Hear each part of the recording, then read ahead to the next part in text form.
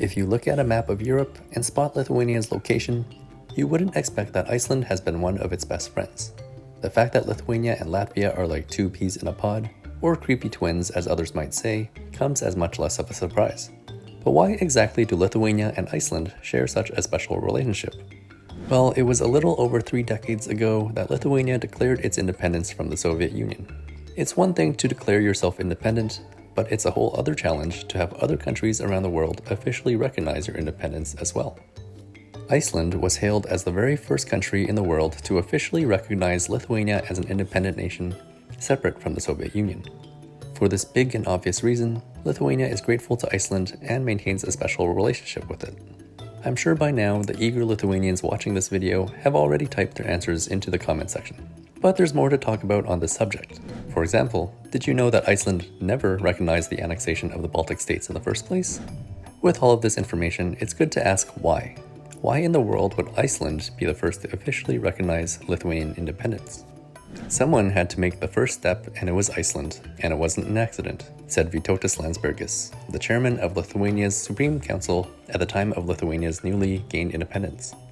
In case you didn't know, Landsbergis led the country's independence movement in the late 1980s, and a fun fact is that his grandson, Gabrielis Landsbergis, is Lithuania's current Minister of Foreign Affairs, at least at the time of making this video.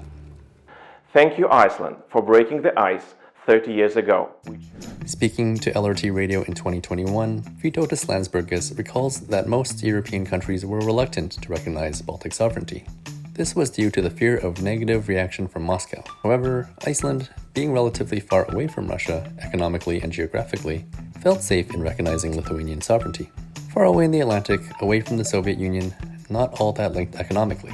Although the Soviets did try to punish Iceland, but the Icelanders were not worried about that, Landsbergis told LRT. He adds that the Soviets severed some trade ties and pressured Iceland diplomatically. And while Iceland didn't have much to lose, it also didn't have a whole lot to gain at the time. However, the relatively bold step in defying the Soviet Union had simply created a special symbolic bond between the two nations. In a statement in 2021, Lithuania's parliament speaker Viktorija Čmilytė-Nielsen stated, "This symbolic international gesture was a decisive response to the actions of the occupying force that had spilled Lithuanian blood in January 1991, and offered hope to our people fighting for Lithuania's freedom." So Iceland did something big and special for Lithuania over 30 years ago. How has the relationship evolved and continued over the decades? Here are just a few examples. First off, the main venue for Lithuanian-Icelandic bilateral relations is cooperation and participation in the NB8 format. Starting in 1992 and continuing up until today, NB8 stands for Nordic Baltic 8. This is a regular gathering of the countries to discuss important regional and international issues, as well as opportunities for cooperation. Every year, there are celebrations of Iceland's symbolic recognition that take place in Vilnius, Lithuania, called Ačiū tau Icelandia, or Tak Iceland. This happens on June 17th, which is Iceland's own day of independence. Celebrations take place on Islandios Gatve, or Iceland Street, a small street in the Vilnius Old Town. It's small, but it has a few pubs and bars from which to celebrate. Over the years, celebrations have included opportunities for tasting traditional Icelandic cuisine, as well as the chance to listen to traditional Icelandic music. In 2016, Lithuania commemorated the 25th anniversary of Iceland's international recognition of Lithuania by issuing a silver collector coin. The coin, as you can see here, has Lithuania's national symbol, the Vytis, on one side and flags on the other. For obvious reasons, Iceland's flag is the most prominent. Over the years, Lithuania has offered Iceland assistance and support on its path to EU accession. At the moment, Iceland is a member of the European Economic Area, or EEA, but not an EU member itself. It's not that Iceland couldn't join the EU if it wanted to. In fact, Icelanders voted not to join the EU a few years ago, with the reluctance coming down to its own interests and sovereignty. Fishing rights were and continue to be one big sticking point.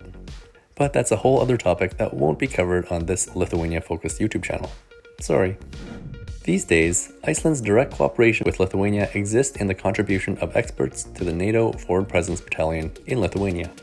This has been ongoing for some time now, and Iceland's Directorate for Security and Defense from its Ministry of Foreign Affairs says that the country intends to continue to participate in this mission.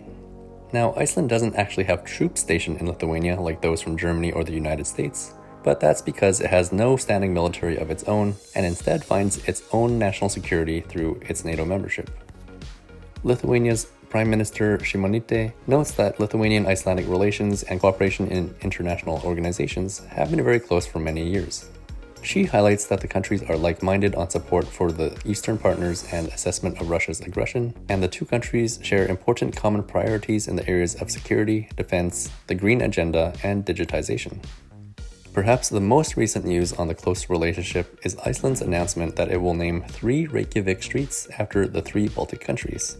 In Icelandic, the names will be Icelandbrygja or Estonia Street, Lettlandbrygja for Latvia, and Lithuanianbrygja for Lithuania. Apparently, these streets will be part of a new district which will be completed in 2026.